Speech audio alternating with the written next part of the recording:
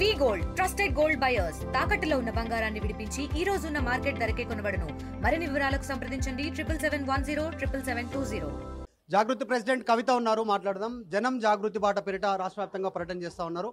కవిత గారు, రంగారెడ్డి జిల్లా ఆయువుపట్టు తెలంగాణ మొత్తానికి ఇక్కడ నుంచే రెవెన్యూ ఎక్కువ జనరేట్ అవుతుంది.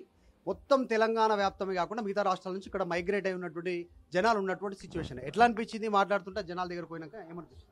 అంటే మనది హైదరాబాద్ చాలా గొప్ప నగరం అండి. విస్తీర్ణం చెందిన తర్వాత రంగారెడ్డి హైదరాబాద్ పెద్ద తేడా లేకుండా అయిపోయినాయి. ఎస్పెషలీ షేర్లింగంపల్లి లాంటి కాన్స్టిట్యున్సీలు ఇవన్నీ కూడా హైదరాబాద్లో భాగం అయిపోయి ఎవరైనా షేర్లింగంపల్లి అని చెప్పారు, హైదరాబాద్లో ఉన్నామంటారు. కాకపోతే రంగారెడ్డి జిల్లా ప్రత్యేకంగా పర్యటన చేస్తున్నటువంటి సందర్భంలో మాకు అర్థమైంది ఏంటంటే, ఎట్లా అయితే వెలుగు జిలుగులు ఉన్నాయో అట్లానే చాలా చీకటి కోణాలు కూడా ఉన్నాయి.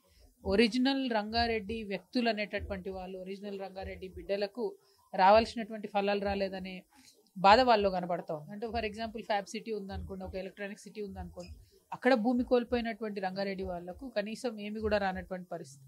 అప్పుడు ఎప్పుడో భూముల ధరలు చాలా తక్కువ ఉన్నప్పుడు 50,000కు, లక్షకు, 7 లక్షలకు అట్లా తీసుకున్నటువంటి ప్రభుత్వ భూములు ఇలా కోట్ల రూపాయలు విలువ ఉన్నాయి. సో అవి చూస్తూ కళ్ళ ముందు వాళ్ళు బాధపడుతున్నటువంటి సందర్భం.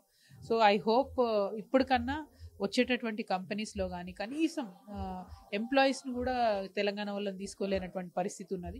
కొంత బాధాకరంగానే ఉన్నది ఇక్కడ పరిస్థితి. ఇప్పుడు మీరు బీఆర్ఎస్లో ఉన్నప్పుడు కొంతవరకు ఇన్ని విమర్శలు ఎదుర్కోలేదు. అప్పుడు మీకు శత్రువులుగా బీజేపీ, కాంగ్రెసే ఉండే. బీఆర్ఎస్లో నుంచి బయటకు వచ్చిన తర్వాత, అంటే వాళ్ళు బయటకు పంపించిన తర్వాత సిచ్యువేషన్ మారిపోయింది.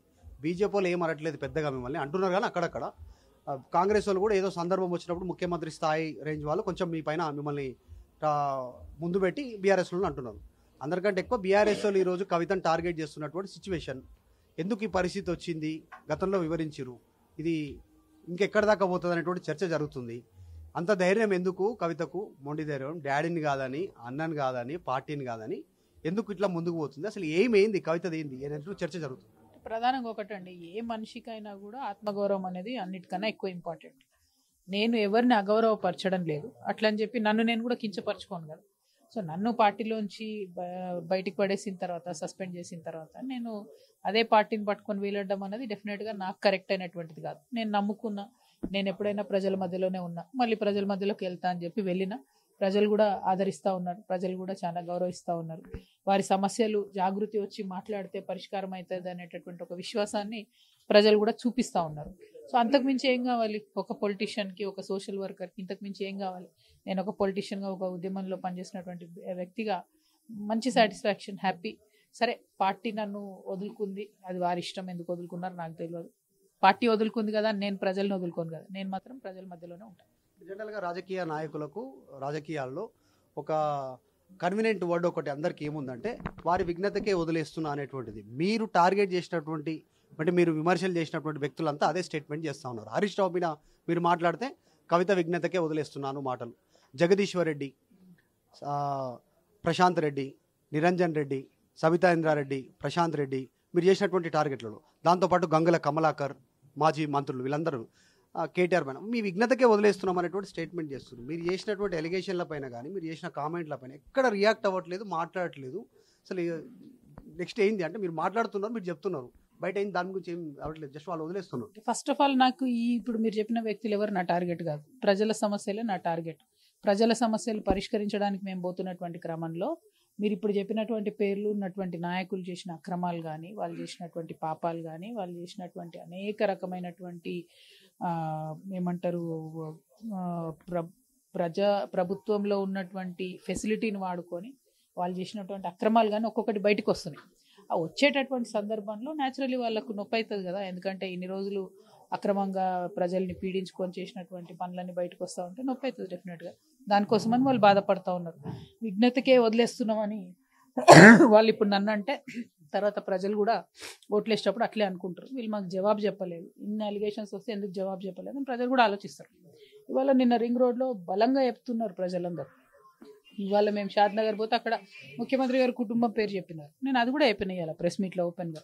వాళ్ళు ఆన్సర్ చెప్పుకుంటారా చెప్పుకోరా అనేది ప్రజలు కూడా గమనిస్తారు కదా, ఎవరైనా సరే. ఇప్పుడు నా మీద ఒక ఆరోపణ వచ్చిందండి, నేను చెప్పుకున్నా కదా, ఇన్ని రోజుల నుంచి చెప్తున్నాను, నేను 200 రోజుల నుంచి నేను చెప్తున్నాను నా మీద వచ్చినటువంటి అన్ని ఆరోపణలకి.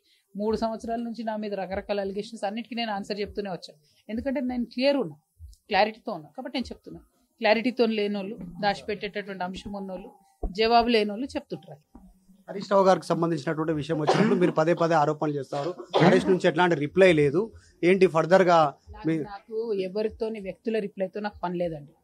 రింగ్ రోడ్ అలైన్మెంట్ మారాలి, దానికోసం నేను ప్రయత్నం చేస్తాను. దానివల్ల వందలాది మంది సన్నకారు రైతులకు హెల్ప్ అవుతుంది, దానికోసం నేను పనిచేస్తాను. ఒక వ్యక్తి నాకు ఎప్పుడు టార్గెట్ కాడు, అది మాకు ఎప్పుడు కూడా ఉద్యమంలో మేము నేర్చుకోలేము. అంత ఉద్యమంలో కూడా మనం ఎవరు వ్యక్తుల్ని టార్గెట్ చేయలేము, వ్యవస్థనే టార్గెట్ చేస్తాం. ఇప్పుడు కూడా నేను వ్యవస్థనే టార్గెట్ చేస్తున్నాను, అది కూడా బీఆర్ఎస్ని కాదు, ప్రభుత్వాన్ని టార్గెట్ చేసేటటువంటి క్రమంలో ఇదివరకు ప్రభుత్వంలో ఉన్నటువంటి వాళ్ళు కూడా ఆటోమేటిక్గా వస్తున్నారు తప్పితే నేను ఏదో ఫోకస్గా ఒకరి మీద టార్గెట్ చేయట్లేదు. Thank you. జై తెలంగాణ.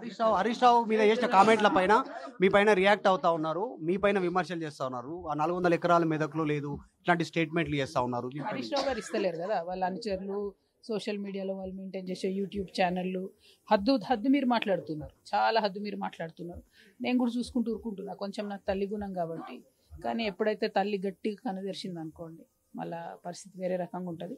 వాళ్ళ అనుచర గణం కూడా ఒకసారి ఆలోచన చేసుకోవాలి. ఎటువంటి తట్టు మాట్లాడదు, పద్ధతి ప్రకారం మాట్లాడండి, పద్ధతి ప్రకారం నేను కూడా. కాంగ్రెస్ ప్రభుత్వం పైన మాట్లాడుతున్నారు కానీ గతం ప్రభుత్వం మీదనే ఎక్కువ మాట్లాడుతున్నారు. మీ daddy party president KCR, so మీరు కేసీఆర్ని అంటుర్రా, కేసీఆర్ ప్రభుత్వంలో జరిగిన తప్పిదాలను మాట్లాడుతురా? అంత కన్ఫ్యూజన్ ఉంది. బీఆర్ఎస్ క్యాడర్ అంతా అసలు ఇప్పుడు కాంగ్రెస్ పార్టీని బీజేపీని వదిలేసి మిమ్మల్ని టార్గెట్ చేస్తారు. మీ పైన ఎక్కువ రోజు ఎవరు టార్గెట్ చేస్తలేరా నన్ను? నిజమైన బీఆర్ఎస్ పార్టీని ప్రేమించే వాళ్ళు, నిజంగా కేసీఆర్ గారిని ప్రేమించే వాళ్ళు నన్ను టార్గెట్ చేస్తలేరు. కొంతమంది నాయకులను నమ్ముకొని మా ఫ్యూచర్ ఏమైపోతుందో అని భయపడేటటువంటి కొంతమంది వ్యక్తులు మాత్రమే నన్ను టార్గెట్ చేసే ప్రయత్నం చేస్తారు. హరీష్ రావా? లేలే, ఎవరైనా. నేనేమంటున్నా అంటే పెద్ద పెద్ద వాళ్ళు మంచి వాళ్ళు టార్గెట్ చేస్తేనే నేను ధైర్యంగా నిలబడ్డా. వీళ్ళతో నాకు ఎంత అవుతుంది ఏమవుతుంది, సోషల్ మీడియాలో 10 పోస్టులు పెట్టుకుంటే నాకు అయ్యేదేంది పోయేదేంది. పాయింట్ ఏంటంటే ప్రజలకు వాళ్ళైతే జవాబు చెప్పాలి, ఇవాళ కాకపోతే రేపన్నా చెప్పాలి, చెప్తారని నేను భావిస్తాను. ఒకటి చివరిగా కేసీఆర్ని విమర్శించారు చాలా మంది, ఆయనతో పాటు ట్రావెల్ చేసినటువంటి వాళ్ళు. కానీ ఆఫ్ ద రికార్డ్లో కేసీఆర్ మంచోడు అనేటువంటి స్టేట్మెంట్ చేశారు. కానీ మీరు చెప్తా ఉన్నారు, మరి ఇప్పుడు ఇంత విమర్శలు చేస్తూ ఉన్నారు. కేసీఆర్ అంత మంచోడు, అంత మంచి గుణం ఉంటే బిడ్డను పిలుచుకోవాలి కదా, మాట్లాడాలి కదా ప్రేమతోడైనా అని. మీరు కూడా బిడ్డ పిలిస్తే పోతా, రాజకీయ పార్టీ నాయకుడిగా పిలిస్తే పోనన్నారు. సో నిజంగా ఇంతవరకు మాట్లాడలేదా కేసీఆర్ గారితో? మీరు సిచ్యువేషన్ అసలు ఏం జరుగుతుంది? ఇప్పుడు ఇట్లాంటి ప్రశ్నలన్నీ మీరు వాళ్ళని అడగాలి, అన్ని నన్ను అడిగితే ఎట్లనే, వాళ్ళని అడిగితే వాళ్ళు చెప్తారు ఆన్సర్. Thank you. జై తెలంగాణ. జాగృతి ప్రెసిడెంట్ కవిత స్టేట్మెంట్ చేస్తూ ఉన్నారు. అంటే ప్రజా సమస్యల ఎజెండాగానే గ్రౌండ్లోకి వెళ్తున్నాం, వ్యక్తిగతంగా ఎవరిని పర్టికులర్గా మేము టార్గెట్ చేయాలని అనుకోవట్లేదు. పేరుకే రంగారెడ్డి జిల్లా కానీ ఇక్కడ చాలా సమస్యలు ఉన్నాయి, చాలా అవకతవకలు జరుగుతున్నాయి అనేటువంటి స్టేట్మెంట్ చేశారు. వీడియో జర్నలిస్ట్ జ్ఞానేశ్వర్తో Madhu Malked garu, Hyderabad. Local to global news at your finger tips.